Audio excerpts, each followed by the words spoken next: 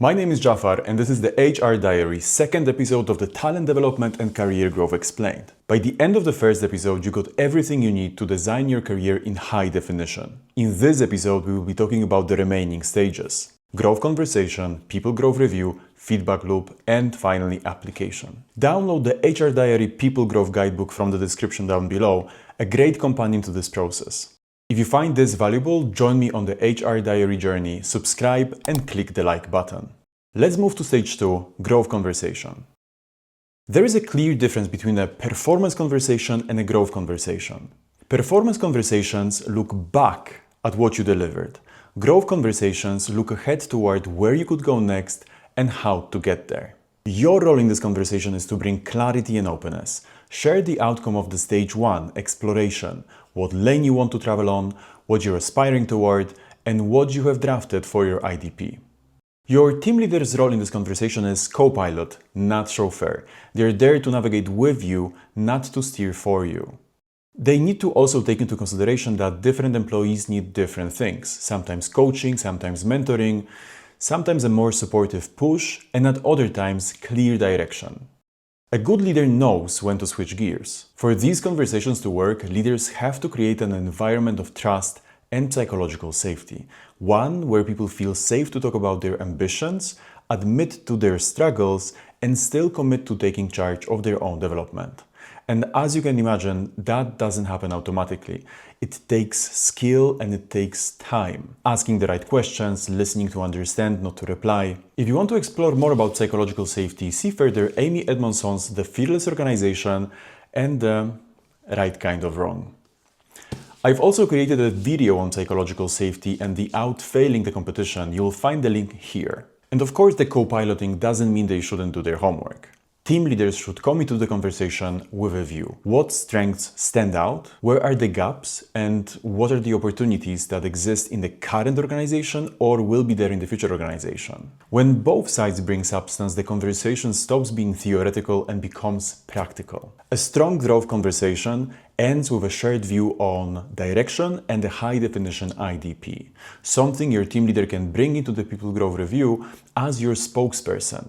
This is when potential turns into a plan. Stage 3, behind the closed door, People Growth Review. This is the part of the process employees never see. Once or twice a year, your leadership team gathers behind closed doors to discuss potential. The beamer fires up, your name appears on the screen mapped on a 9-box grid with ratings next to it. So, the question is, what's really going on? In short, People Growth Review is a critical intersection where the individual career aspiration meets people and business strategy. It happens, or at least should happen, at every level, from team leads to the C-suite. Leaders gather together and present their people. Conversations usually begin with the business outlook, the next challenges, the big ambitions, industry shifts. With that in mind, they define what capabilities will be needed and where the team must evolve. Here's a quick detour into the history. The famous 9-box grid was born in the early 1970s, when General Electric and McKinsey started their romance and built it to evaluate GE's business units. HR later repurposed it to evaluate employees along 2 dimensions: current performance and future potential. It's simple, visual, and for decades it has helped leaders make talent decisions, but it doesn't come without shortcomings.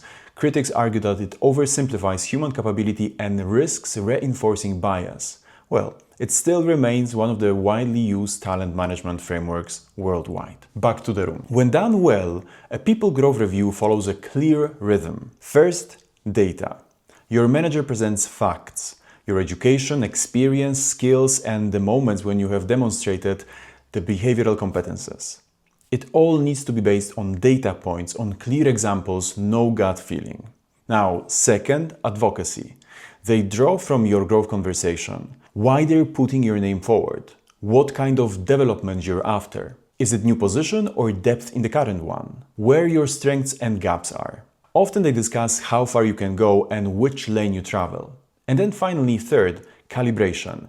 Other leaders weigh in, they test assumptions, share feedback, and collectively decide what's next. Are you ready? What's missing? How fast could you move?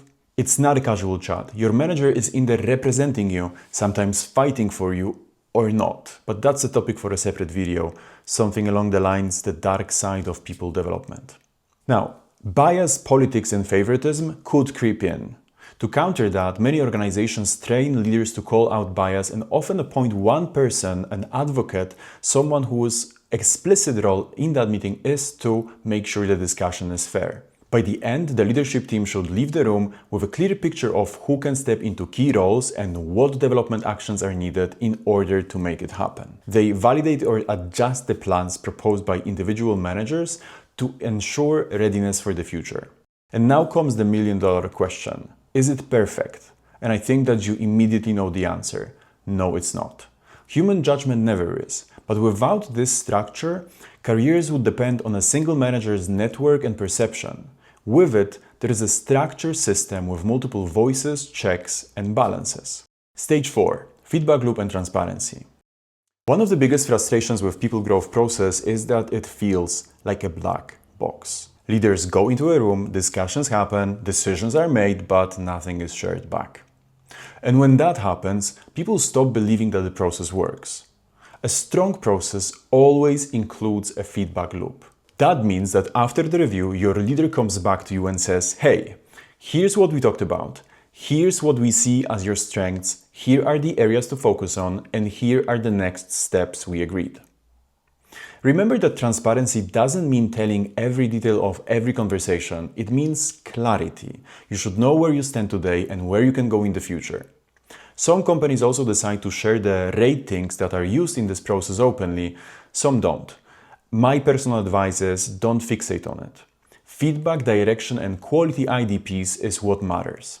Here's another important point.